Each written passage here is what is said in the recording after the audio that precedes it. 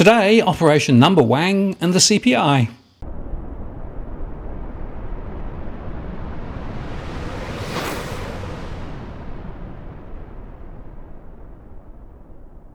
Hello again, it's Martin North from Digital Finance Analytics, well, that is Post, covering finance and prop news with a distinctively Australian flavour. Numberwang, as I'm sure you know, is a recurring sketch from Series 1 and Series 2 of the BBC's That Mitchell and Webb Look. It's a fictional television series in which the two contestants call out seemingly random numbers, which are occasionally told to be Numberwang. Each episode varies slightly, with the basic format remaining each time. Robert Webb portrays the host of the show, and Olivia Colman and Patterson Joseph playing contestants Julie and Simon in each episode, respectively. In Series 2, rather than showing episodes of Numberwang, other sketches involving the basic Numberwang concept were used, such as a Numberwang board game and a history of the game BBC documentary. Now, this is relevant because the real rate of inflation is much higher than we're being told.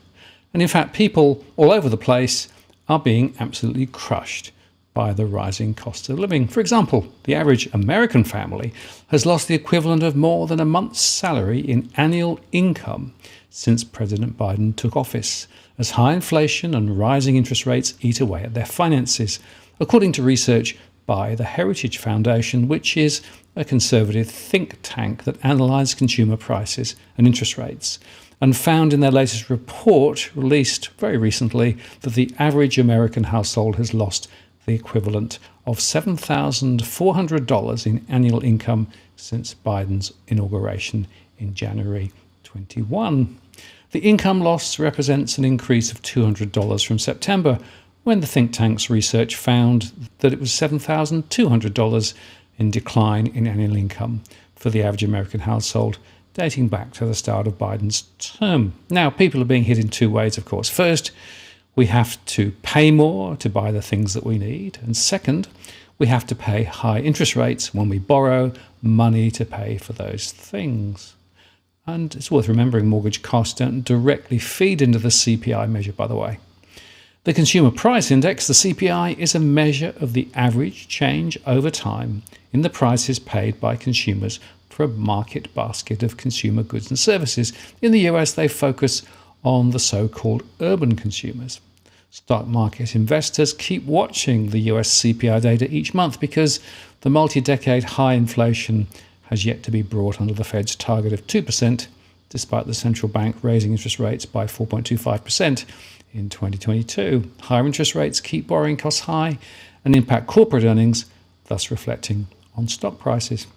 Most Americans don't realise, though, that the way that the inflation rate is calculated has literally been changed more than a couple of dozen times since 1980. And every time it's been changed, the goal has been to make inflation appear to be lower than it actually is. If the rate of inflation was still calculated the way that it was back in 1980, the real rate of inflation would be close to 15% right now.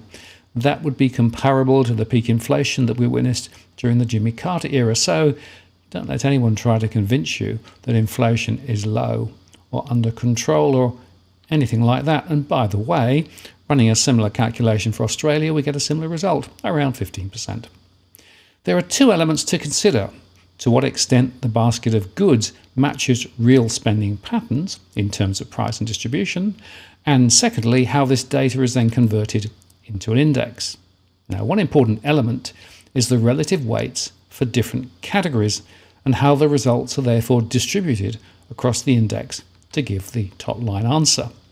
In Australia, I highlighted recently that changes in the ABS CPI weights detuned the importance of rental and other housing costs, whilst upping the proportions spent on leisure and entertainment, which seemed pretty counter to what is actually going on in practice. But in the US, there are upcoming changes there too, which will tend to understate the true CPI even more. They're transitioning to annual weights with the release of the January 2023 data, which is scheduled for release on Friday, February the 10th, 2023. The Bureau of Labour Statistics says that this will improve the accuracy and relevance of the Consumer Price Index by updating spending weights annually based on a single calendar year of data. This change, they say, will be effective with the calculation of January 2023 indices using consumer expenditure data from 2021. Historically, the BLS updated spending weights every 10 years to reflect spending habits of urban consumers, but in fact in 2002 the BLS began updating spending weights every 2 years to reflect changes in consumer spending more rapidly. And over time, many countries have adopted annual CPI spending weights updates, including Canada. The BLS produces continuous estimates of consumer spending, enabling an annual weight update methodology. Recent research conducted by the BLS demonstrates that annual spending weight updates increase the overall accuracy of the CPI. And as an accurate cost of living measure, they say the CPI should reflect consumers' changing spending habits.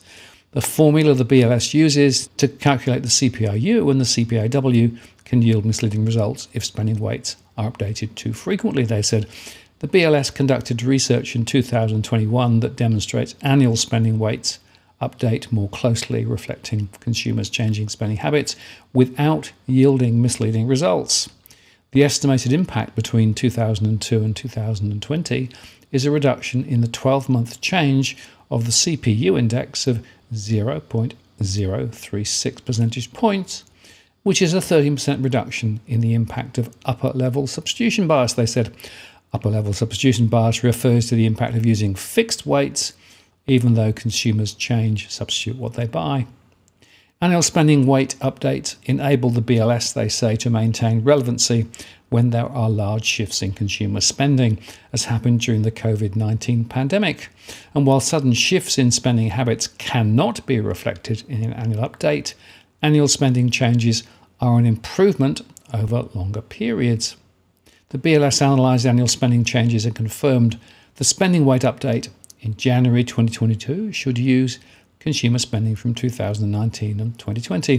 And while in past years the most recent year is typically the most relevant, spending in 2020 was anomalous enough that averaging 2 years of data produced the most relevant spending weights for indices in 2023. But for 2023, the BLS determined consumer spending data for 2021 will be more relevant than 2019 and 2020. And it's expected that moving forward, using the most recent year of data will produce the most relevant spending weights for CPI calculations. That's the impact. Well, we will have to wait and see. That's a pun intended there. But the likely direction will be to reinforce lower CPI results in the months ahead. And that's a Numberwang. I'm Martin North from Digital Finance Analytics. Many thanks for watching, and I'll see you again next time.